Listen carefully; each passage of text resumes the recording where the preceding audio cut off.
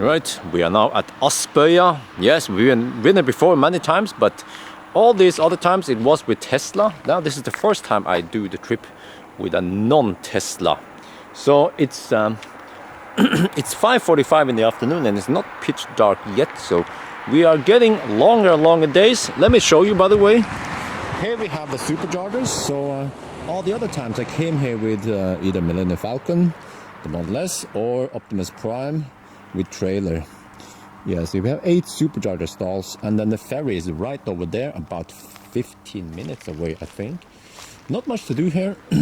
We have bunnpris and stuff, but I brought some food, so let's go inside. It's a bit cold, and in the car we are nice and warm. So I have to figure out how much I have to charge. And let's see. Oh, we briefly see the state of charge here, 18%.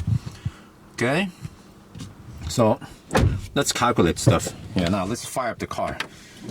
It seems like it depends how long I leave the car. Oh, no, stop that one. Music, okay. So I had to figure out how far is it to the ferry. And you can do it like this, alright? Zoom out, okay, there. Right, so the ferry leaves at 10 minutes past 30 minutes and 50 minutes past the hour start. Yeah, so the ferry is 10 minutes roughly away from here. Okay. Now look, the tiny front in the iPace. So I brought a 4-liter can of sprinklerwasser. No, it's just wiper juice. Yes, I know. By the way, that in order to pour it, you have to pour it sideways. Yes. So a little pro tip to you guys is that before you comment, you should try to read other people's comment. There were probably about 100 people commenting the exact same thing. I know I was being a noob, but here was the food from yesterday, the container, and I keep the water here because then it stays nice and cold. Oh, what the heck happened here? I think I opened it. Yeah, I opened it in high ground earlier this morning and had a drink. And now we are in lowlands. Cool, this is physics. Yeah. How many percent are we at now? I calculated we need to charge to 45%, and then we can go to Oscar and juice up there.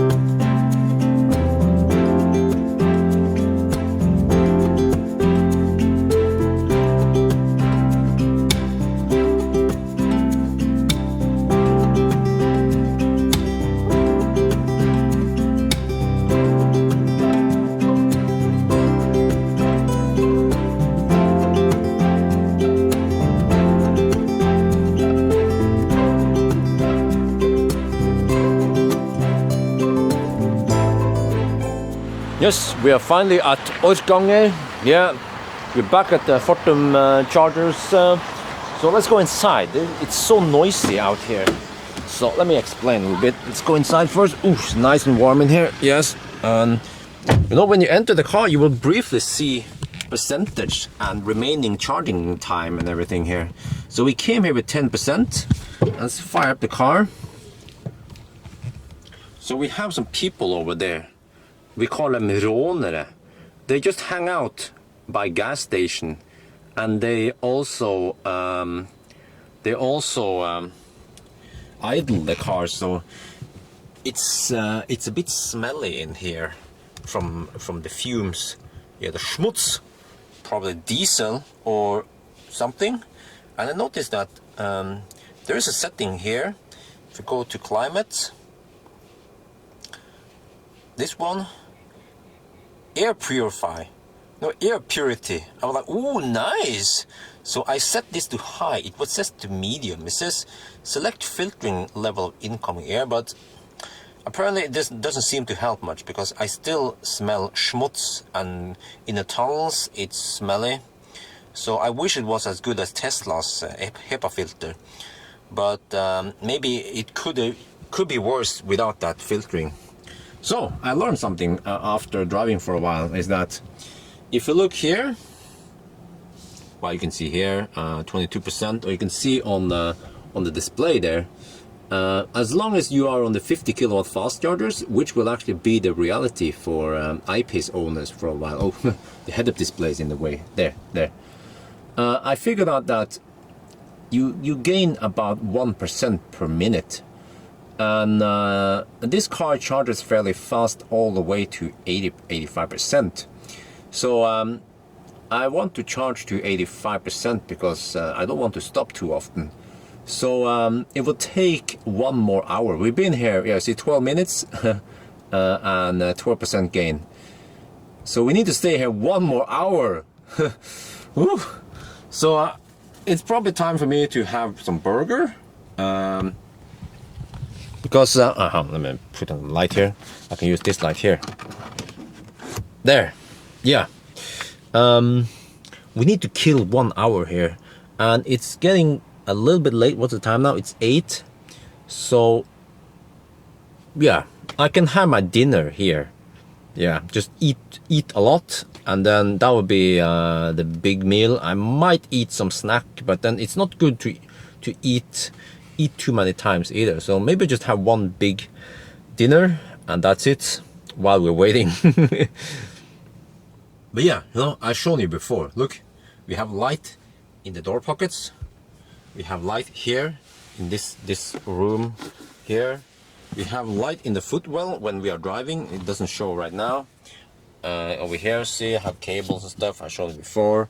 And here we also have, well, we don't have light here actually, but or do we have it while we're driving? No, actually, maybe that was only for Model 3. But there's also some light in the back there. So I like it. It gives you that extra feel of premium. Oh, here's also a small LED. So it lights up this part here at night when it's pitch dark outside. Then you can still see parts of the interior. So it's really nice. There was a car I recently drove. Well, okay, that was the iMia. It was pitch dark. I couldn't see the gear selector. So, yeah, all right, let's get some food. Okay, bad habit, but you know what? When I'm home, I'm actually eating somewhat healthy. I try to stay away from wheat. I stay away from sugar. I eat less processed food. But then when I'm on road trip, there's not much to choose. And when I went to the gas station, it's just bread, bun, baguette, all kind of crap. And I guess this is something I can live with. Yeah, it's a 150 gram burger with cheese and bacon and salad. So let's dig in.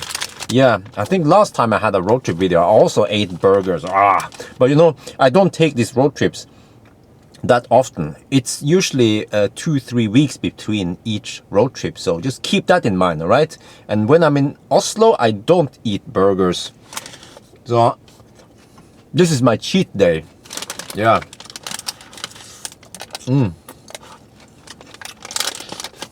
Right.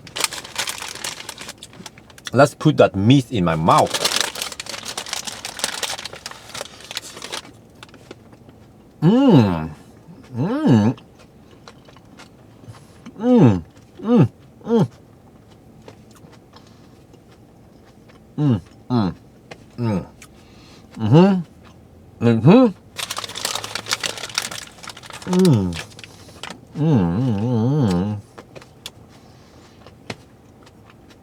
We have stayed here for almost 1.5 hours. I figured out that I should charge to about 90%. Well, actually, yeah. You see, the plan now is to pick up a channel adapter here in Trondheim and then drive all the way to Alvdal. And that's only 234 kilometers, so shouldn't be too bad, right? But it's night. I can drive fast, but I checked Windy app. And if we look here, we have... We have headwind. Oh yes, especially around Kvikne here. It's always strong wind. Look. Wait, no, here's Kvikne.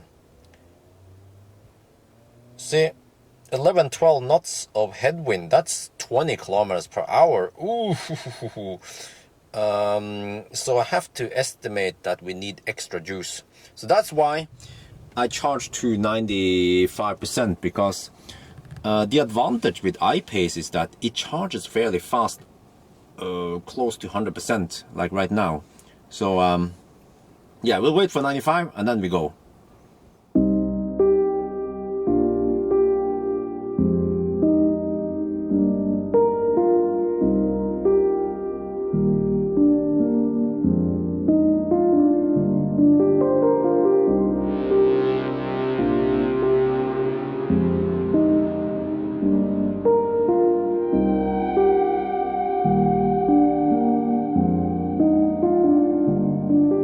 We are now in Trondheim. So about 3 years ago I placed some channel adapters here. So back then, you know, we had few superchargers and the channel adapters were very useful, but they are not that useful anymore today. So so I took in, well, he had 2 but he sold 1, so I'm okay, good. And then I brought 1. So you know, it would be easier for me to just nimber the adapters back to Oslo. Here you see, so this one was from Ålesund and this one is from here, but I just wanted to take the trip just for fun and experience living with iPace. So, and then I bring them back. Oh hell, did I close it? Yeah. So let me show you here. We have 80%, and GOM says 255. Whoa! Stop the music.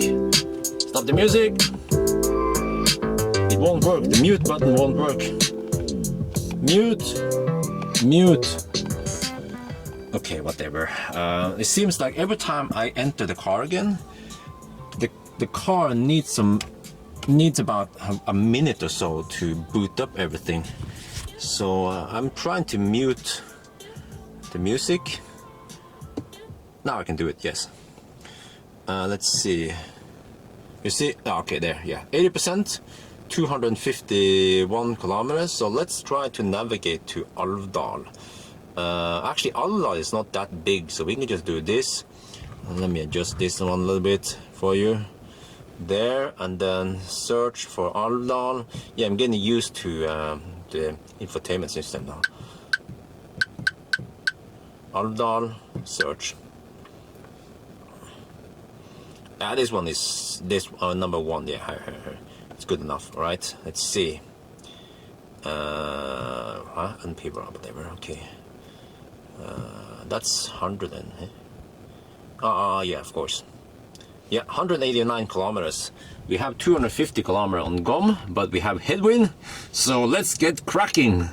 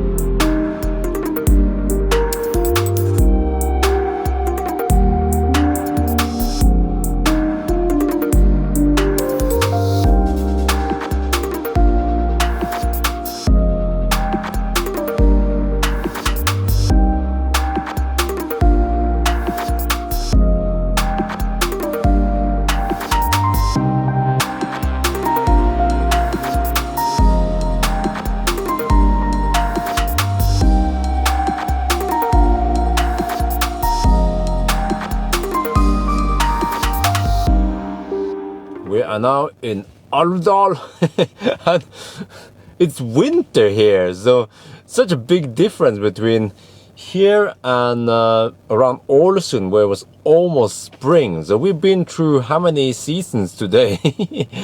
Yeah, but we came in with 14%, juicing up, so actually it wasn't needed to charge to 95%, but I did this just to be sure. So yeah, better safe than sorry. But I mean, if I charge to 85, I would arrive with 4%. That's a little bit scary, so yeah.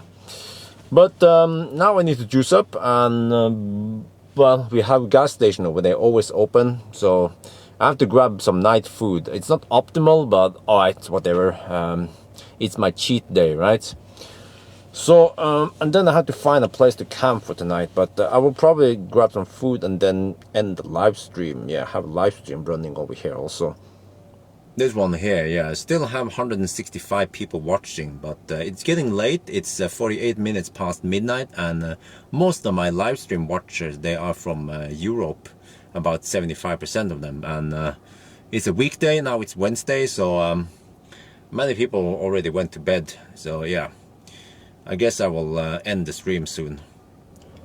Oh, alright, we have been charging to 90%, yeah, that should have taken about 1 hour and 15 minutes. We can check it afterwards, but in the back here I prepared some of the bed, just the mattress, I folded the seats, so and I have to say, it's way more comfortable sleeping in here than in the E-Niro, because the E-Niro is shorter, so when it comes to sleeping in the car, you need lots of leg room, like here, and also in the Model S is also superb, yeah, and Model X of course, but cars that are not very comfortable to sleep in is like Kia Soul. Yeah, I tried that one. Maybe that should be my new challenge, to test how it is to sleep in different EVs. But at least one basic feature that EV should have is the ability to run, to keep the heater running. So I actually have never tried to sleep in Ioniq before. That one should be a good one, yeah. The Ioniq is somewhat long-ish. Maybe I should also try sleeping in Leaf. But let's check out now. Okay, it's still 90%. Let's check out how many percent I mean, how long we've been here. I'm a little bit curious. Okay, you can look here on the screen.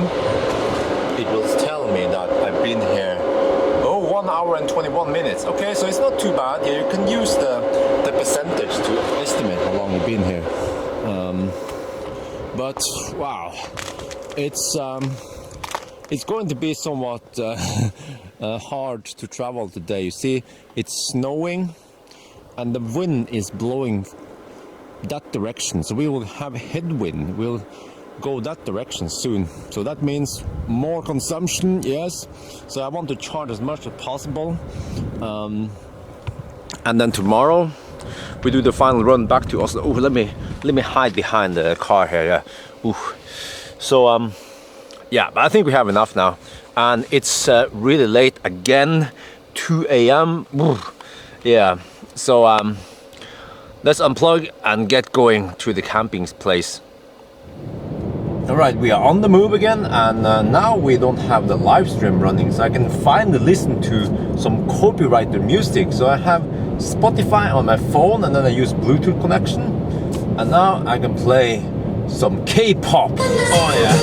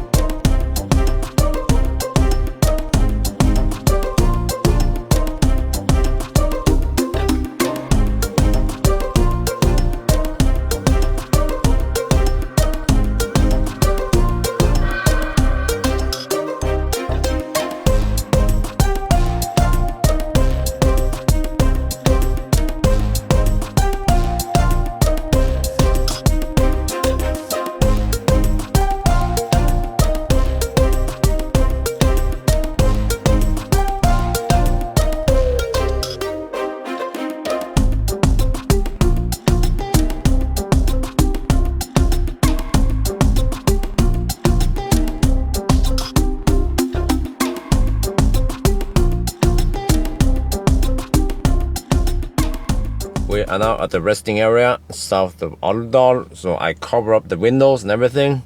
And then, unlike yesterday when I tried a preheating program every half an hour, now I space them out, so I have one preheating every hour.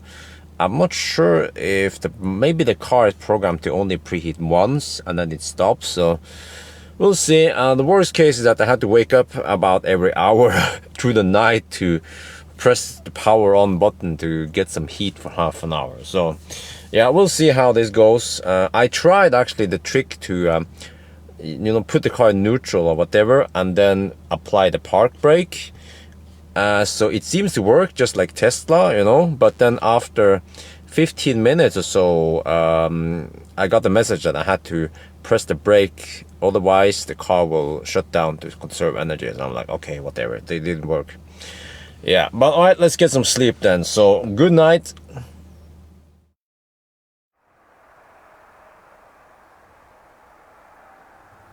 It's about 9. What's the time now? Oh, it's actually 9:30 in the morning.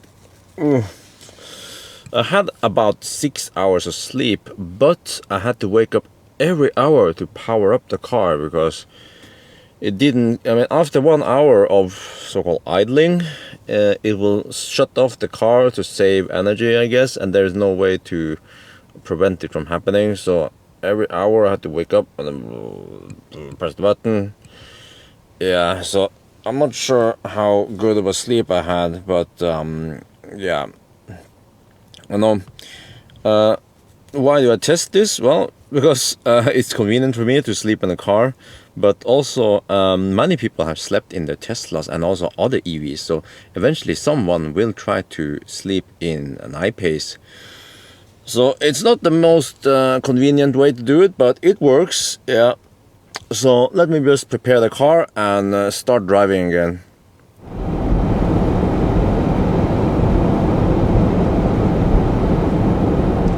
Right, we are now at Honestad. I tried to charge it, but look what happened.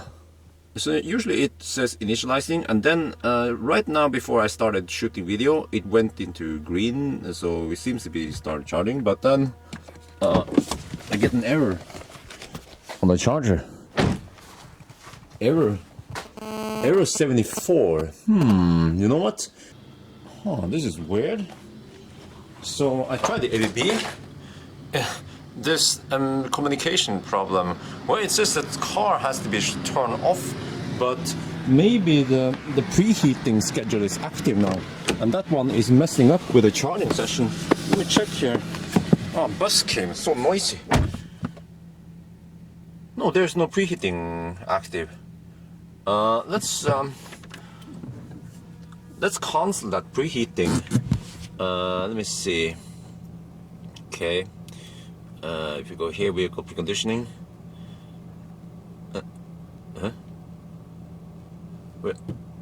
Okay. Vehicle preconditioning off. Well, that was weird because we did see that the icon here for preconditioning on, but why is it off now? It could be because of the charger. The plug is connected. Okay, let's stop the car. Come on, stop the car. Yeah, okay, there. Yeah, my mistake. When you stop the car, you can't push the brake. Okay, so let's unlock the charge port.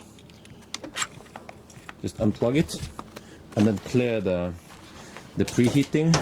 I'm not sure what's going on here. I'm trying to figure out.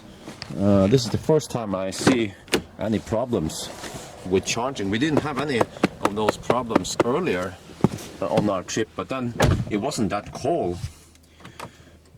Okay, start the car, go to preconditioning. Well, you see, there, right. Well, it's off, but let's turn it on. Okay, there was one left here. All the other one has been passed, so this one is the remaining. Come on. Welcome to the world of laggy UI. Can I press anything here? No. Okay, go back. This one. There. Alright, let's delete it. So maybe this was active, I'm not sure. Okay, now I deleted it. Okay, no preconditioning active. Alright, let's plug in again. Right, click, good. Start charging. Yeah, maybe it wasn't the tritium's fault at all, but well, we don't know. I could just for fun go back to the tritium charger to see if it works. It seems to work now, but for how long? I'm not sure. But anyway, let's just charge for a bit, and I need to clear the stuff in the back. So there's like a little bit mess in the back here, the bed and everything, so I will crawl back there and fix all that stuff while the car is charging, and I also have to prepare the live stream. Yeah, so I want to ABC with this car, always be charging because it's so thirsty. Alright, if you look here, in 17 minutes we gained 5 kilowatt hour, and that equals to about 17 kilowatts. So ideally, yesterday we were getting 50 kilowatt, which is 3 times faster at this state of charge. So this indicates that the battery is cold. It's been well, we've been sitting still in the cold in about -2 degrees Celsius for 7 hours. So during that time the battery cooled down, and we only drove 4 kilometers to over here to charge up.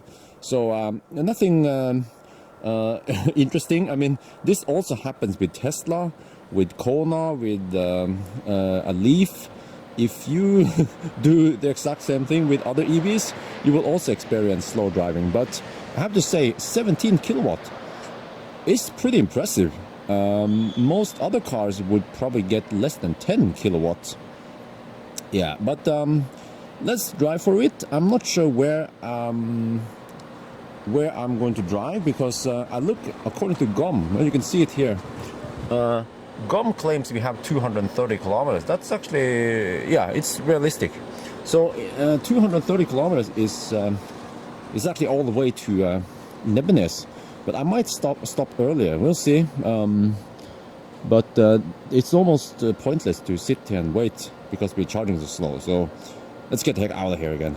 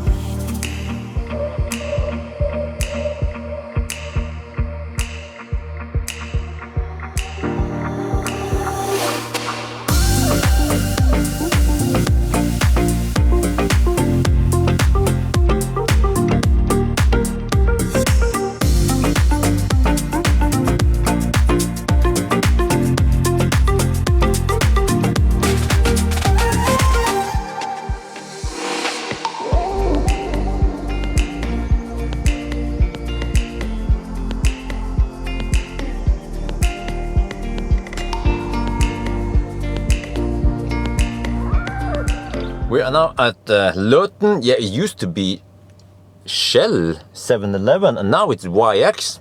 They are changing YX everywhere.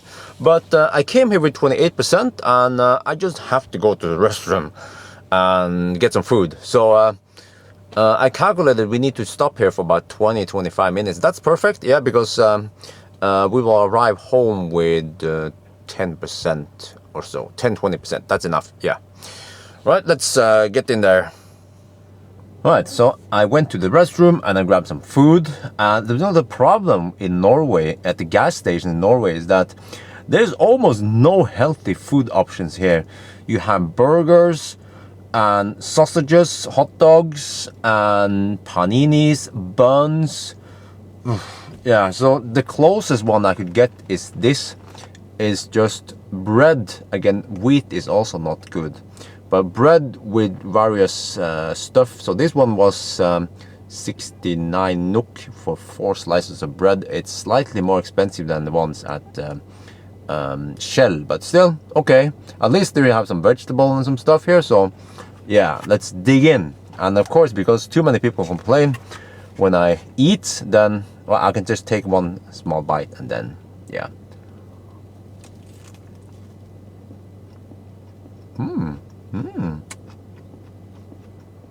All right, we are at 70%.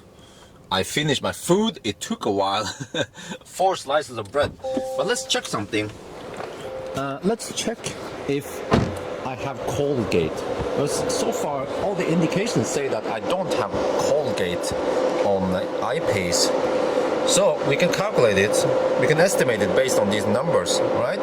You see, after 44 minutes, I gained 35.8 kilowatt hours. Okay, so what you do is you take 35.8 divided by 44 times 60. You see? Oh, 49 kilowatts. That is not Colgate. So if this was Kona e Niro, we would probably get reduced speed. Yeah, but I will later tonight, there will probably be in a separate video, I will test an APC to see if I get full speed or not. Yeah, but let's get the heck out of here.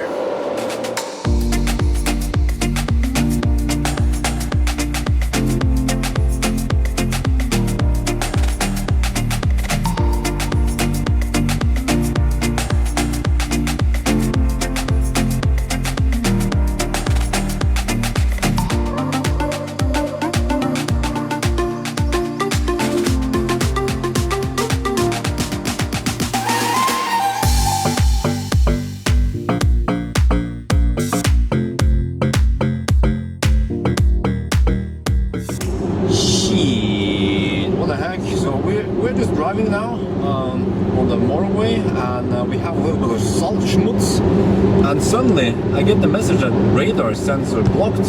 So the radar is blocked. What? By schmutz? So okay, the one thing I can do is I can disable the adaptive cruise control by holding down the distance. There it says off, and now I can set cruise control speed. Yeah, so that one works at least. Like most other cars, except for Tesla, you cannot disable the adaptive cruise control in a Tesla.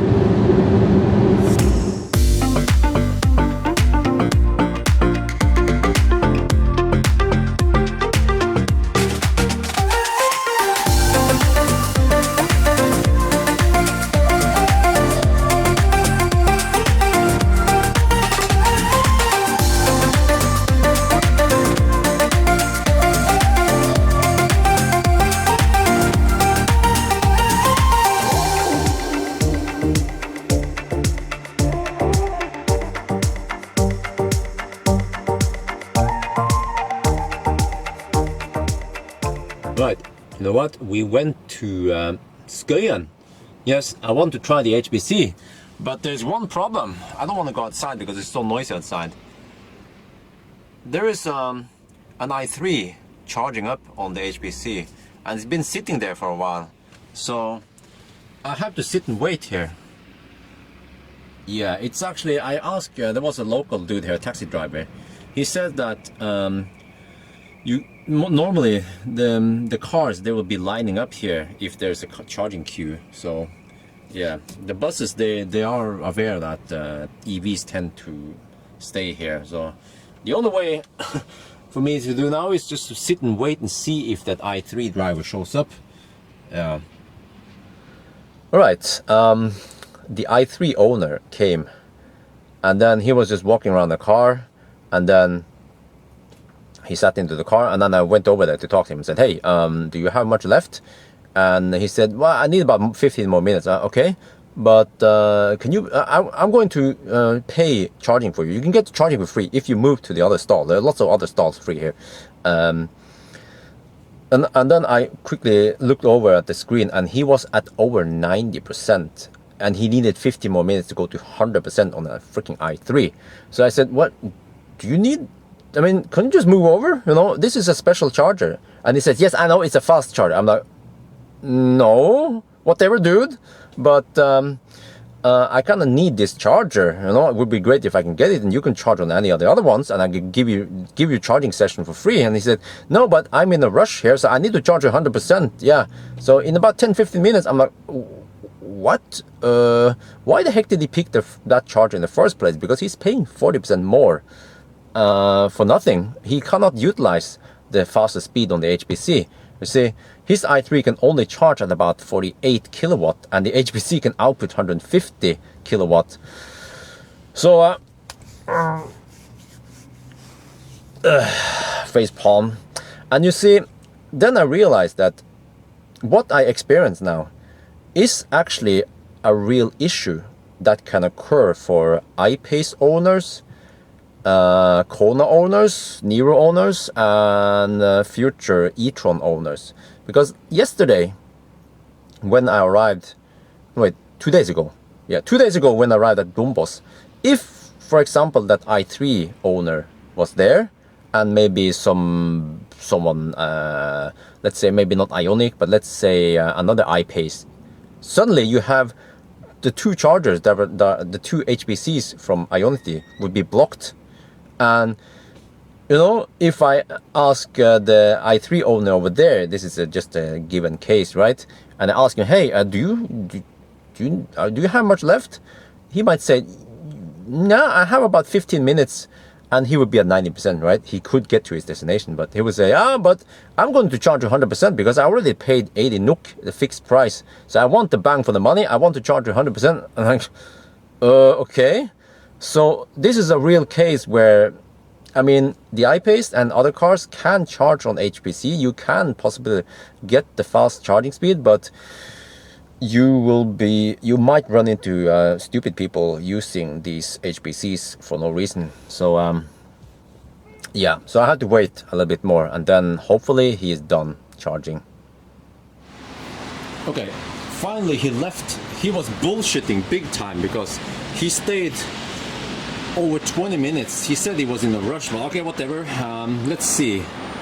The car's been sitting still now. The battery has cooled down a bit.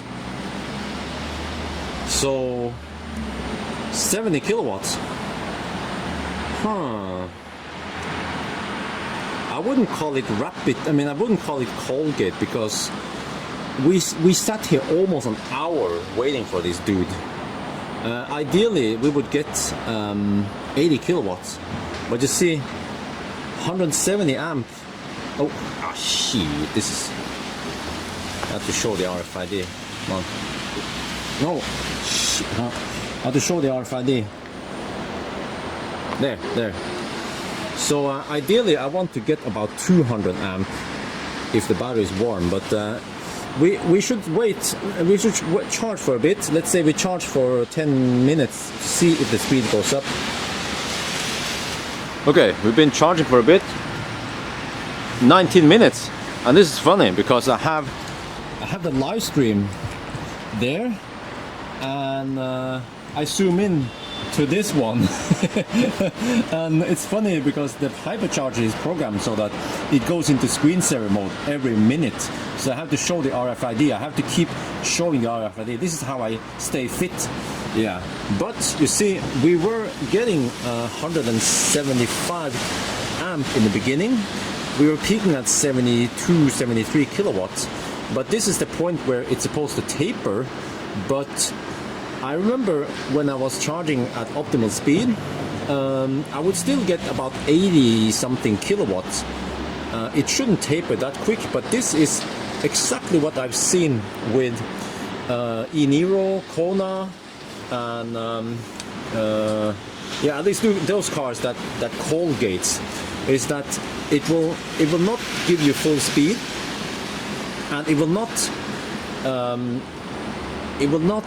give you full. It seems like the whole charging curve has been reduced, you know. So, you know, if I would try to charge to 100%, it would probably take forever to reach 100%.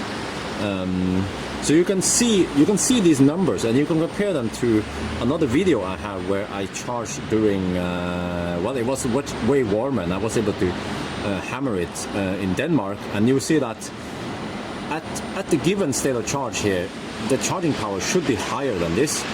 So this is actually a sign that iPace also Colgates. Yeah, and so it means that, okay, I confirm some of the some of the claims that other people have been reporting, that I-Pace also struggles in the cold.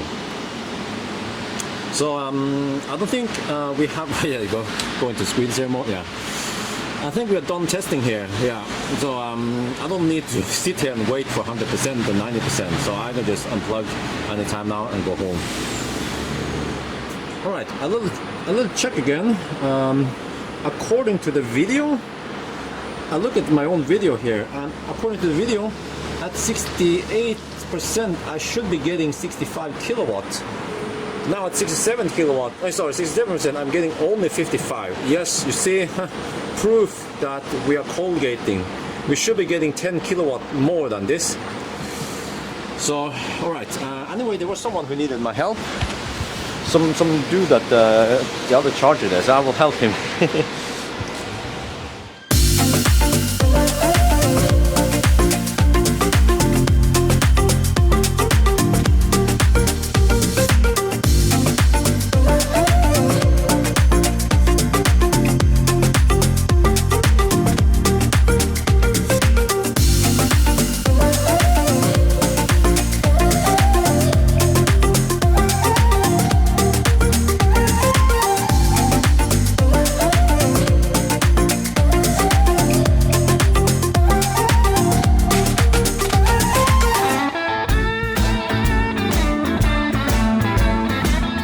Alright, we are back in Oslo. Whew. So this is quite a trip, yeah. I actually enjoyed this trip more than I did with to Denmark, because that was just motorway, you know, autobahn. But here we saw some nice landscape in Norway. So yesterday was the best part, yeah. Nice weather, that awesome landscape. So what should I say about the Jaguar I-Pace? You know, it's I think I got a wrong impression of the I-Pace once I started using it, because you know, there was things about the car I didn't like the lag in the throttle response, the laggy screen, the infotainment system was messy. It's still messy, it's still a big mess, but over time I learned to know how it works, so I kind of work my way out of it, yeah. And that's what most Jaguar people have to do anyway. They have to get used to the infotainment system. It's not as intuitive or fast or easy to use as other systems maybe, but I mean, the trade-off here is that you get a very sporty car, you know. This car feels like a different, I mean, something between a Model S and a Model X. It's not like an e-tron. E-tron is big and lumpy and heavy, but this one is nimble. So I had great fun when I drove around at night yesterday and just drove around the corners. It was dark, I had the Matrix headlights on. It worked great most of the time, the Matrix lights, except for when I had trucks coming my way. Then the trucks tend to blink at me because it seems like the Matrix system cannot detect the trucks, so it lights up right in the face of the truck. The truck is mad, blinks at me, milkman is mad. Yeah, and as for the seats, I should also comment the seats. The leather seats, I have driven almost 1,400 kilometers during 3 days, well, 2.5 days roughly. Well, if you add them together, it'll be about 2 days, 2 full days. Yeah, let's just say 3 days. It was 3 days of tripping, and I don't have any backache or anything. So the seats are great. They give me good support. They give me good support in the in curves, and they're in general very nice and comfortable. So really nice seats. I love them. As for the rest of the interior, it's also great. I like that we have lots of space in here, you know. And not only that, but USB ports. In a Tesla, you would typically get 2 USB ports, and then one of them is for communication, and then, or I don't remember, was it one or well, both of them? But that means you only have 2 USB ports, and if you use one of them for some charger or whatever, or you use a USB stick or something, yeah, because most Tesla owners, they use one of the ports for the built-in dash cam. So then you're only left with 1 USB port.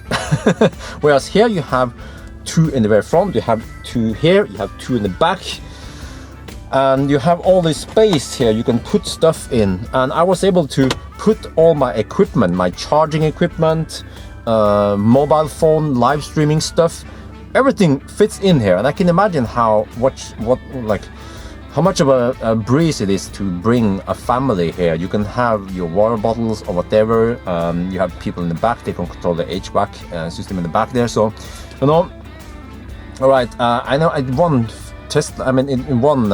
Facebook post, I tried to rank these cars: I-Pace, Model S or X, and actually Model X. Yeah, Model X, I-Pace, and e-tron, and I gave I-Pace a 7, and then I gave e-tron a 9 and Tesla a 10.